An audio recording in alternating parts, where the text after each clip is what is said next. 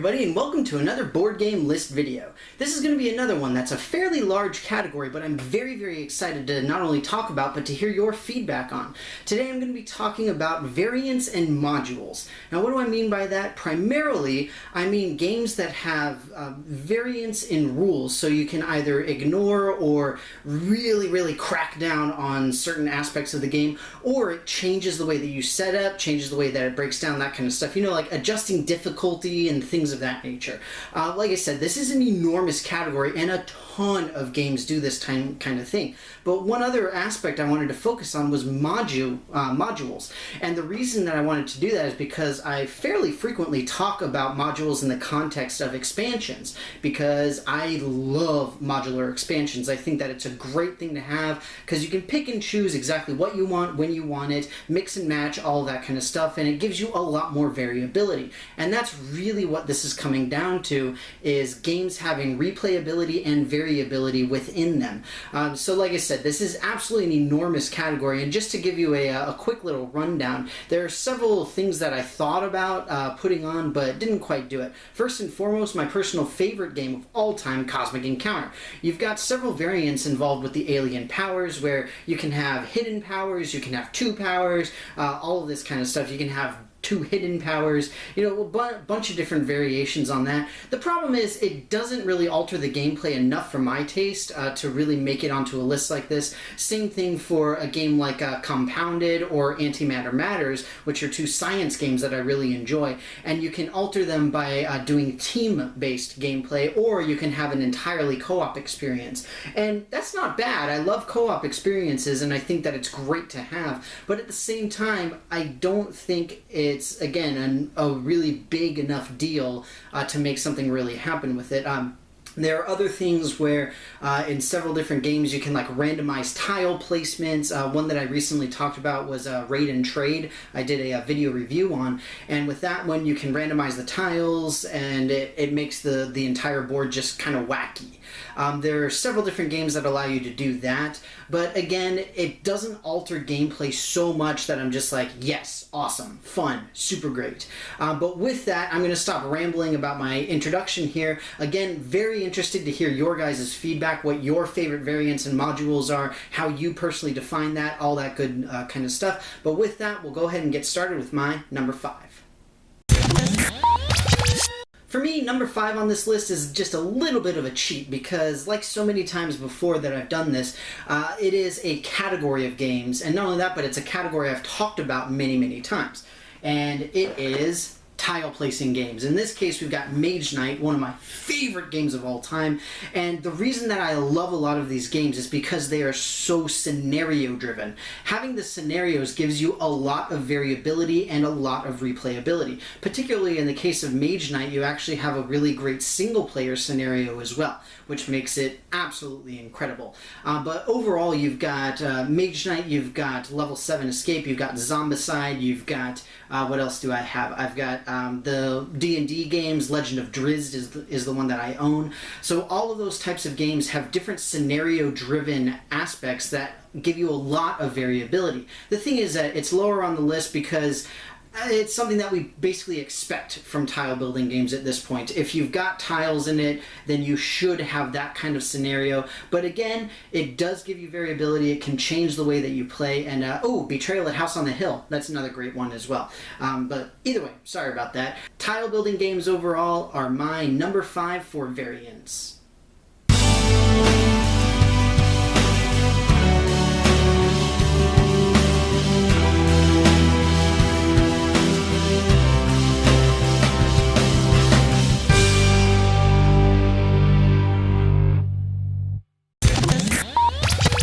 At number 4, I've got another game that you guys are familiar with that I've talked about in several different contexts, including the one that I'm about to tell you. It is Thunderstone Advanced. Now, I know I absolutely love Mage Knight single player, don't get me wrong, but the mechanic for it, the actual way that the single player mechanism works in Thunderstone Advanced is absolutely incredible. There are a lot of games that do this where you've got some kind of an AI running. The other major one I can think of is Labyrinth. But with Thunderstone Advanced, I love the fact that the single-player variant is something that really feels like a different game. As opposed to if you're playing with 2 or more players, then it's sort of everybody against one thing, and you all are trying to compete for like the top place type of thing. Whereas in the single player, you've got the constant stream of bad guys constantly coming out that you're just trying to put down or keep down to a specific level so that hopefully you'll win. It's really an incredible feeling, and again, it gives the game versatility, and that's really what I'm talking about here. We've got replayability, we've got versatility, an absolutely incredibly well-designed single player scenario, quote unquote. I guess this in a way is sort of another little cheat, but either way, I don't care. It's a fun game, it's a great variant, and it works extremely well. Thunderstone Advanced, the solo variant.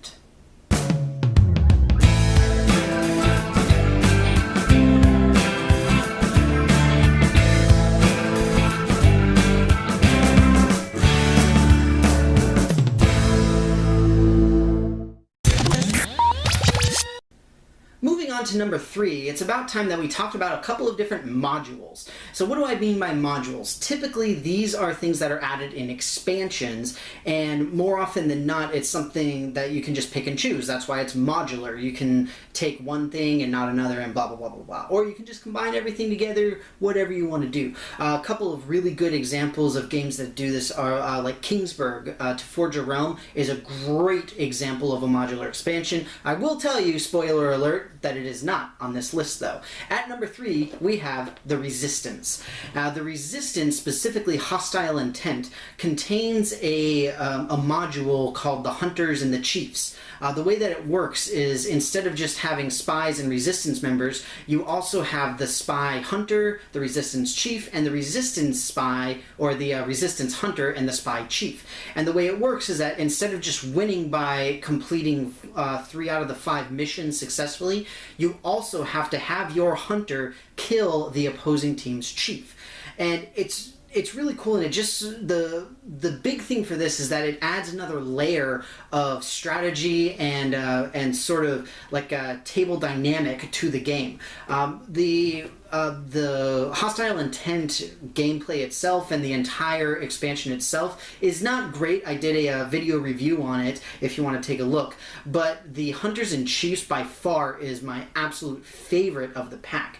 Again, it's all about layering it and giving you more options for how to play, gradually adding in more in-depth strategy and that kind of thing with a regular gaming group, and essentially it's becoming more and more like Coup, one of the other games from indie board games. But either way, it's a great little expansion overall. Both of the expansions, or I think there's only 2, but the expansions for the Resistance are all really great, but personally for me, the module of the Hunters and the Chiefs is absolutely incredible. You essentially change every aspect of the game with that single module, and it's amazing. It's a ton of fun, and I highly recommend it, and that is why it is my number 3.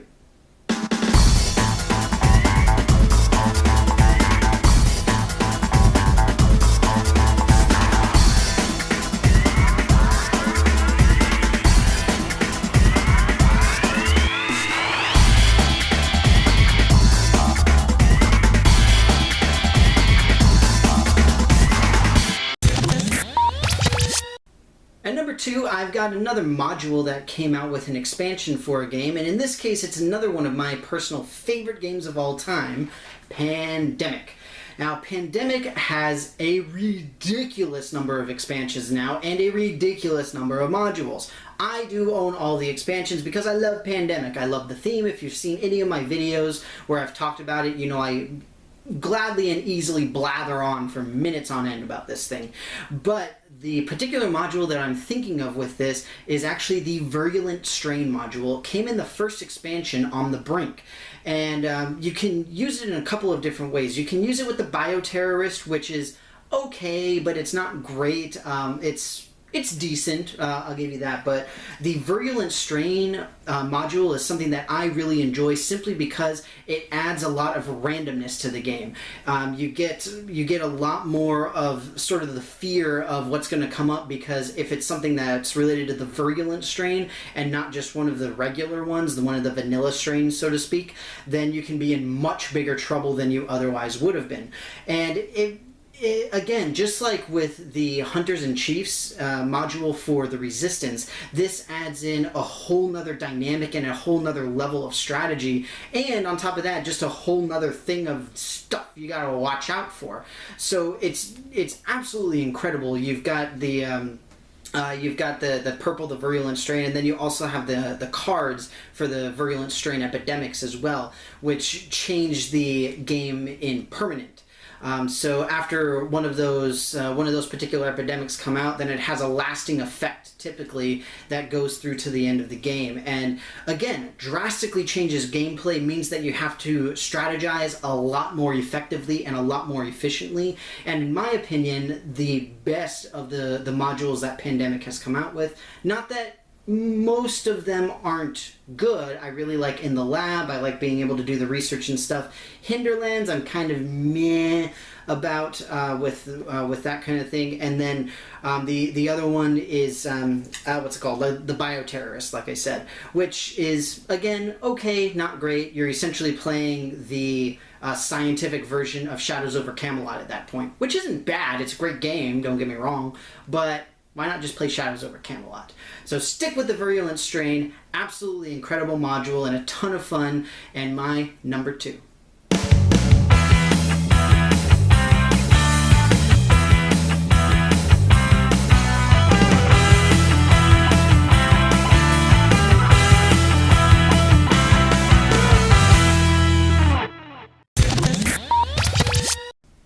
At number 1, I have a variant that I have talked about just a couple of times, and really only in passing. I talked about it in a relatively major way because I actually did a review of this game, but I've never demonstrated it, and I've never really talked about exactly how much fun this particular thing is. But I will tell you, it's a little bit of a cheat. And the reason that it's a cheat is because it is Illuminati, and the canonical cheating variant. That's right. For those of you who don't know, if you open up the official rules of Illuminati towards the back of the book, there is a section that tells you how to play the game by cheating. And you can actually set the rules of, like, you can take money from the bank, you can take cards off the table, you can do all of this kind of stuff. It's absolutely ridiculous, but it's so much fun. And the rules themselves advise one of two things. You either play it with a group that you know and are familiar with very, very much, or you play it with people who you will never ever see again. And that's really what you have to do, because this creates a lot of ridiculousness. And again, that's the whole point. We're talking about variability, we're talking about replayability. Now, unlike the other games where the variants or the modules really create an additional strategic element, the cheating variant on Illuminati really doesn't make more strategy other than doing the whole, like, whoa, look out behind you, you know, type of thing. And then it's just like you grab a whole bunch of money or whatever it happens to be. You know, it's meant to be for fun. It's not meant to be taken seriously, but it's Steve Jackson Games. That's kind of their shtick. And on top of that, it's Illuminati. And that's the whole point of this game, is the whole thing is supposed to not really be too serious. But either way, it's absolutely incredible. And a similar sort of variant that works relatively closely to this is also in Cosmic Encounter. I mentioned it before with the powers and everything, but within Cosmic Encounter, if you get the Fantasy Flight Edition, then I don't remember if it's in the base set or one of the expansions, but the Filch actually has 2 different flares. It has the classic flare and then the new flare. Throw out the new flare because it's really boring. Keep only the original flare. The reason that you want to keep the original flare is because if you have it and are not the Filch, then it lets you steal stuff, and it's awesome. You can steal cards, you can try to take ships out of the warp, and I think that's really all it is. But if you've played Cosmic Encounter, then you know that's pretty much everything that it is. And the best part is that, first off, you don't have to show that you're using the flare because you're supposed to be like on the DL, you know what I'm talking about? The other thing is that if you get caught and somebody says, hey, you can't do that, then you expose the flare and then all of the stuff moves close to you so that you can steal it easier. It's awesome. It's so much fun. But either way, Illuminati is actually the #1 thing, and Illuminati is like the Filch Classic flare on steroids. So it's way more fun, and it's literally the entire game and every single player in it. So go out and try it, but remember, either with people that you really know or people that you will never ever see again. The Illuminati cheating variant is my #1.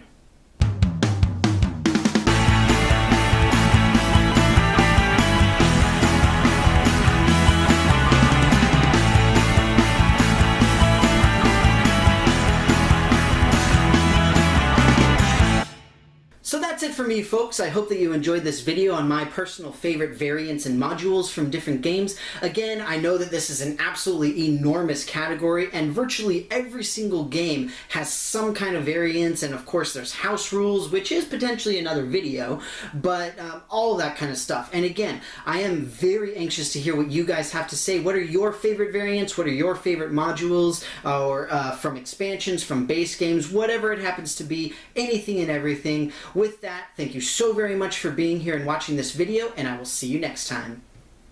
Thank you so much again for watching my video for my top 5 board game variants. As I said, there are plenty of others out there that didn't quite make this list but were really close, and as always, I really want to hear what your personal favorites are, so please feel free to put them in the comments below.